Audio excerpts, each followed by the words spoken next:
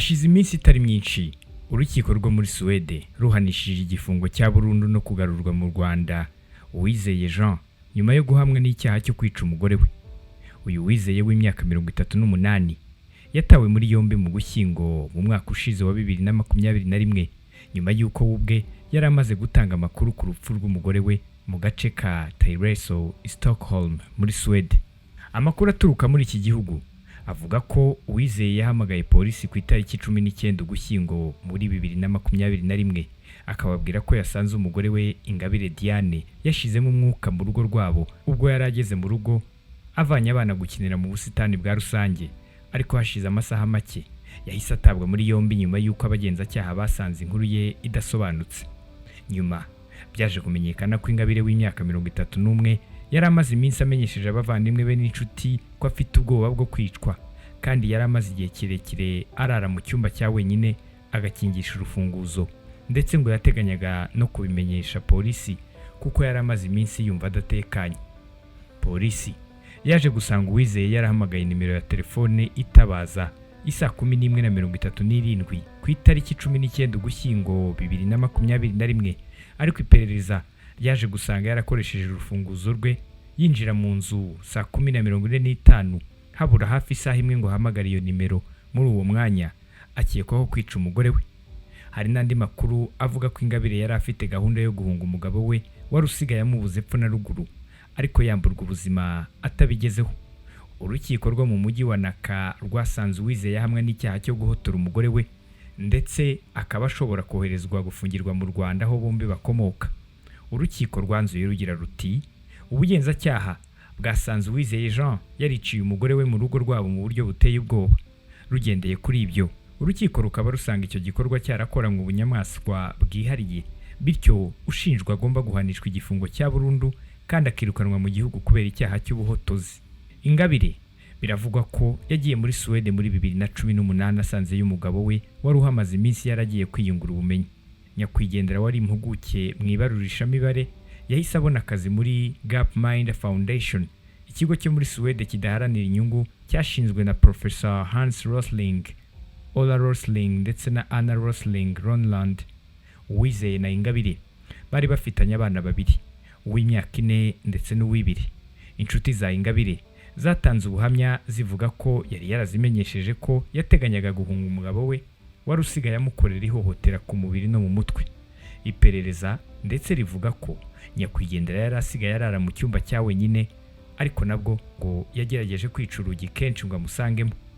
Abavandimwe ba Ingabire n'abagenzacyaha basanze yari yarishinganishije na mbere kubera umugabo we wamumereraga nabi amushinja kumuca inyuma.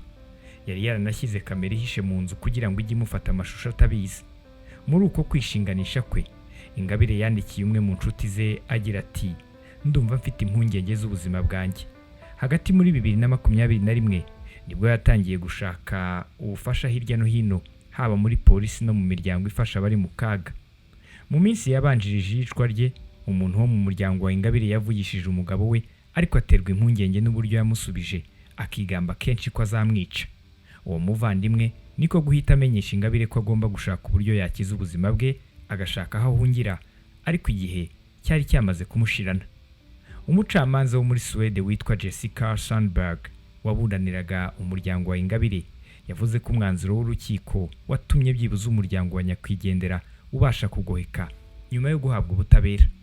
Hari n'andi makuru avuga ko Ingabire yigeze gutandukana n'umugabo we Uwizeye, ariko bakaza kungwa n'imiryango yombi. Ariko mu mwaka ushize Ingabire yagaragaje ko ibintu byongeye kumera nabi, ndetse ko yateganyaga kugaruka mu Rwanda mu Kuboza muri 2021 kugira ngo abashe kuruhuka no kuganira nabo mu miryango yabo. Iyi nkuru dukesha Katy Press iravuga ko urupfu rwa Ingabire rwashinguye cyane abanyarwanda bari muri diaspora, by'umwihariko baba muri Suwede, aho nyakwigendera yari umwe mu bagize inama ya diaspora nyarwanda. Uwizeye Jean ubundi ni impuguke mu birebana n'ubukungu no gusesengura imibare, abo bita data analyst mu rurimi rw'icyongereza.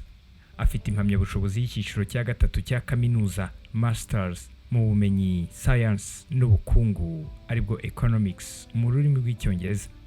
Yaboneye muri kaminuza yo muri Swedish University of Agriculture Sciences yinjiyemo muri 2017. Afite n'impamyabushobozi kandi y'icyiciro cya kabiri cya kaminuza bachelors mu bukungu yaboneye muri kaminuza y'u Rwanda. Mbere yo kujya muri Suwede yakoraga nk'impuguke mu bukungu mu kigo cy'u Rwanda cy'umutungo kamere. Mu butumwa bumwerekeyeho yanditse ku rubuga rwa LinkedIn, Uwizeye Jean yagize ati: ndangwa no kugira umurava, gufatanya n'abandi, nkaba umuntu ushingira akazi ku gushaka ibisubizo, nkaba intyoza mu biganiro kandi kigikira guhanga udushya nk'uburyo buboneye butuma umuntu ashyiraho ake mu kubungabunga ubuzima ku isi. Uyu Uwizeye kandi ushinjwa guhotora umugore we yanakoze mu mishinga itandukanye nk'impuguke mu gutanga ubumenyi harimo uwa onenationradio. Reka dusoze twifuriza Ingabire Diane iruhuko ridashira. Nitwa Simeon Stizo Muhumuza. Iyi ukurikiye ni onenationradio, ijwi rya diaspora.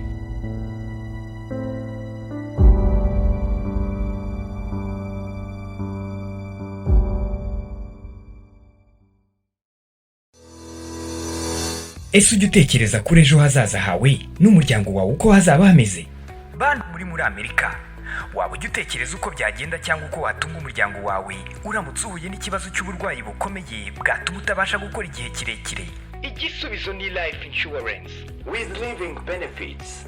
Ibaza ubwishingizi bubumbiye hamwe bugufasha igihe cyose wagira ibyago ukarwara uburwayi bukomeye bukakugoboka, wagera mu zabukuru bukakugoboka, ndetse wanitaba Imana umuryango wawe ukitabwaho neza kandi igihe kirambye. Akarusho rero nuko iyo udahuye na kimwe muri ibi bibazo uba ushobora gufata ubwizigame bwawe. Icyiza kindi kirimo hano rero nuko kubufata hakiri kare ariko kugira inyungu nyinshi, kuko urinda ugeza mu zabukuru ugitanga amafaranga amwe wahereyeho utangira kubufata, bitandukanye n'ababufashe barakererewe. Waba uri mukuru waba ukiri muto, nawe ubu bwishingizi urabukeneye kandi urisanga. Erega ntawe umenya aho bwirageze, kandi bavuga ko ntawe ujya inama n'iminsi. Aha, ngwino muri IB Financial Freedom Solutions maze tuguhe ubwishingizi bwizewe, burambye kandi buzakugirira akamaro. Ku bindi bisobanuro duhamagara ukoresheje iyi nimero 817 8084 597 cyangwa utwandikire kuri email ibfinancialfreedom@gmail.com. Life insurance. Live better. Live insured. Iwacu Dignity Home Care. Iyi ni intaho y'amahoro n'umunezero yakirana ubwuzu abageze mu zabukuru batagifite imbaraga zo kwiyitaho cyangwa babitaho, kimwe n'abasazanye indwara zibasaba kwitabwaho by'umwihariko nka diyabete, kanseri, umuvuduko w'amaraso, kwibagirwa n'izindi. Muri Iwacu Dignity Home Care bagukorera isuku ijyanye n'icyubahiro kigukwiye, ugahabwa ifunguro rihuye n'iby'umubiri ukeneye. Baraguhuza n'abavuzi ndetse banagufasha gufata imiti neza no gukurikiza inama za muganga. Hari n'imyidagaduro irimo no kugutembereza bigufasha kuruhuka no gusabana. Ni mu gihe kandi kuko bafite abakozi bazobereye mu gutanga izi serivisi, bifashisha uburyo n'ibikoresho bigezweho bituma bagukurikirana ubudahumbya. Wowe uri mu Rwanda ukeneye izi serivisi rero, nawe uri mu mahanga wifuza gusazira mu rwakubyaye, shyikira Iwacu Dignity Home Care, urugo rwuje urukundo n'ubumuntu, aho wiyumva nk'uri wawe mu muryango.